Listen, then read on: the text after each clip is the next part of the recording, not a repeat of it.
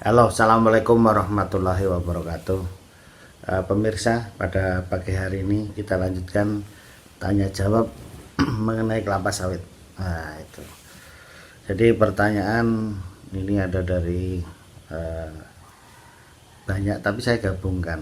Tapi yang jadi utama ini dari Mas Diki. Nah, ini saya bacakan dari jawaban-jawaban kami yang ada di chatting WA. Selamat siang Pak, maaf mengganggu. Saya pemula Pak. Bagaimana cara memancang kelapa sawit dengan metode mata 5? Ini yang sering saya bilang ya, pemula atau enggak itu sering kali disebut pemula gitu. Ya biasa aja, maksudnya enggak apa-apa, tanya itu enggak harus pemula. Lahan saya tidak persegi. Mulai memancangnya di bagian mana ya Pak untuk sebagai patokannya? Jadi karena saya sudah pernah membuat video itu bersama Pak Jenderal Muhayyad, makanya jawaban saya kirimkan ke sini videonya. Tapi kan saya jawab ini, kalau bentuknya tidak teratur, tidak seperti kebun perusahaan yang memang bloknya itu kotak-kotak, kan mudah menentukannya.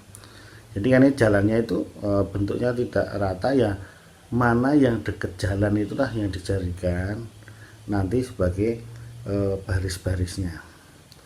Nah, baris-barisnya. Nah, itu tergantung jarak tanamnya berapa, populasi tanamannya berapa, 130 per hektar atau 143. Nah, pertanyaan berikutnya adalah yang dijadikan pokok itu bagaimana. Jadi ini kita menanam ini sebagai petani itu harus tepo seliro, harus melihat tetangganya, makanya jangan di pinggir sekali. Makanya itu titik pertamanya ini itu biasanya ada rumusnya, itu jarak tanam kali dibagi 4 atau seperempatnya, atau kalau perusahaan setengahnya lah biasanya, jadi seperempatnya itu, maka ketemunya rata-rata 2 meter. Jadi titiknya itu dari tadi jalan dengan lahan kita itu kita titik 2 meter, kemudian dari sampingnya juga 2 meter, itulah titik pertama. Nah, kemudian dari yang jalan tadi kita bikin baris-barisnya. Nah, kemudian tinggal menentukan terus jarak antar tanamannya berapa. Tadi kan barisnya sudah ada, yang 2 meter yang tadi ada, itulah tinggal mengikuti terus titik-titiknya tadi. Itulah cara memancang. Nah, lebih jelasnya lihat di video cara memancang ala petani, di videonya sudah ada. Kemudian ini Pak, saya ngirimkan foto-foto seperti ini, tanamannya kuning seperti ini. Kemudian ini ada 2 gambar dikirim, nanti kita sampaikan di sini. Mau bertanya lagi Pak, pohonnya di lahan saya ada yang seperti ini, tahun tanamnya sama tapi tinggi berbeda dengan tanaman yang lain ya. Jadi kalau dari daunnya ini adalah defisiensi K, nah, kan gitu, ini nampak. Kemudian tanaman itu ya tidak harus seragam memang, tapi ini kan namanya tanaman yang tidak berbuah, non follower, ini sebetulnya abnormal itu. Jadi kan ya tidak sama waktu seleksinya, ini waktu di pembibitannya seleksinya terikut yang abnormal, sehingga pertumbuhannya beda sendiri dan tidak ada buahnya. Jadi ini yang saya ingatkan untuk seleksi waktu dulu pertama. Defisiensi K ya, ini sudah terjawab. Nah, kemudian cara mengatasinya gimana? Ya kekurangan K kan ya harus dipupuk KCL gitu. Itu.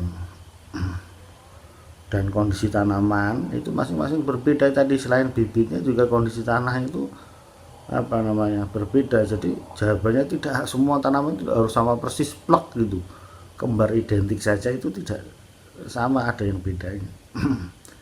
Lagi ini pertanyaan mengirimkan foto ini Pak lebih dekat. Ini buahnya tidak pernah terbentuk, tidak pernah matang, dan ini brondol terus, busuk, pelepahnya besar tapi lembek. Wah, ini namanya ya buah tanaman abnormal. Ini tidak ada obatnya ya Pak. Nah, kan begitu. Jadi tanaman ini kan ada yang abnormal yang terikut di lapangan, ada tanaman giant, tanaman raksasa, itu kan nggak keluar buahnya terus. Cuma besar, rimbun, nah itu keluar bunga jantan, ada buah nanti rontok, kayak gitu. Nah, giant, bahasa Inggrisnya giant. Ini disampaikan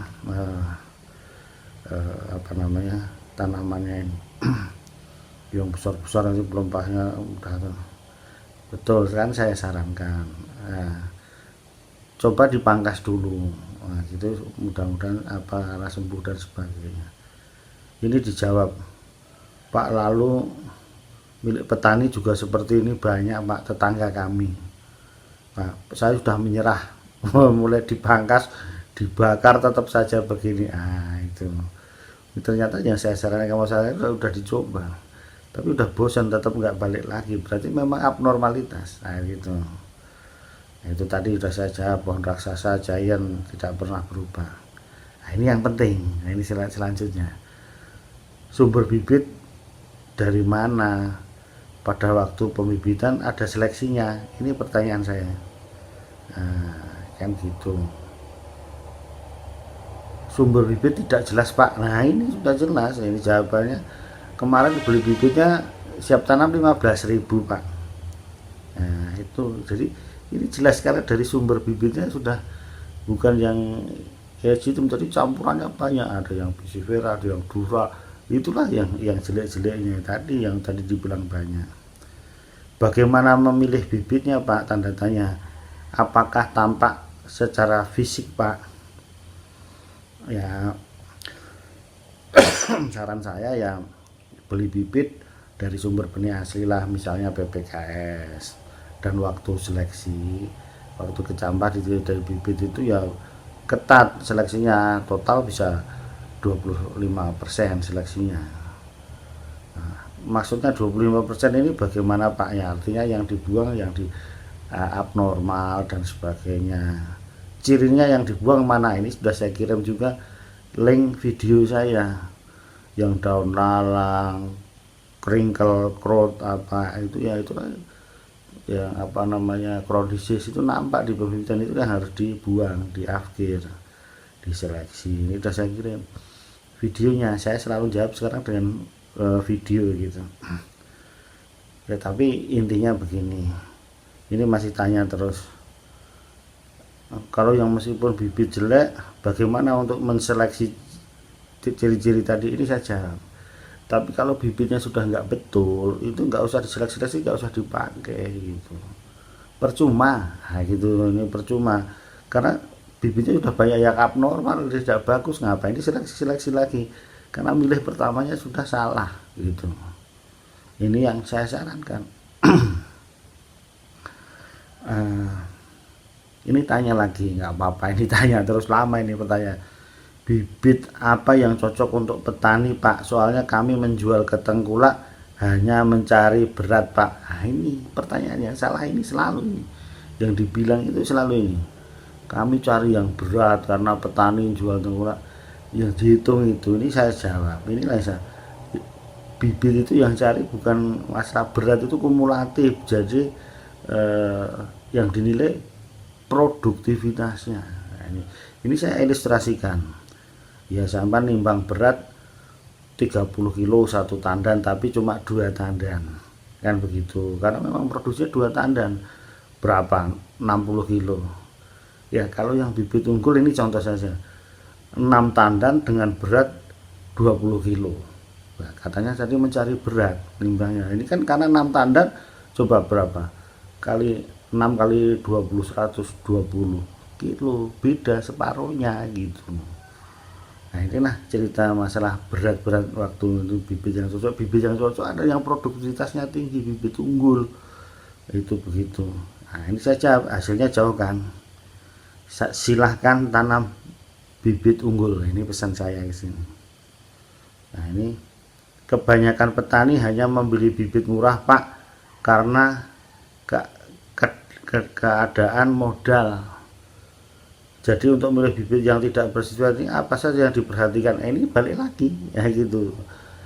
Nah, kemudian aku bilang jawaban sini tidak ada Nah, tidak ada untuk syarat-syarat tadi bibit yang jelek dipilih yang nanti ketemu bagus, nggak ada. Nah, ini saya jawab, jadi saya sarankan ini sebagai orang tua ini, berpikirlah positif, silahkan menabung dulu kalau belum ada modal dan diganti pelan-pelan sesuai kemampuan modal, tapi minimal kan ada kemauan gitu, jangan terus menyerah. Oh, nggak apa-apa, belum diganti itu nggak apa-apa, tapi kan harus punya keinginan baik, positif untuk mengganti, tahu bahwa itu tuh kurang bagus, jangan bertahan pendapatnya gitu. Itu yang penting, keinginan tadi. Perkara apa nanti, modal perkara belum terlaksana itu nanti.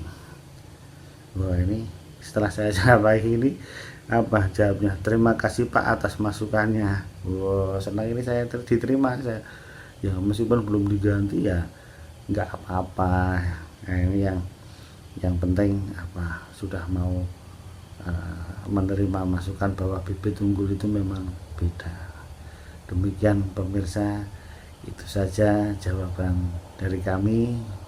Jadi banyak juga itu yang menyampaikan pertanyaan yang masih pada poin-poin tertentu mirip. Misalnya ini kan Pak, bunganya kami kok jantan semua, nggak pernah berubah.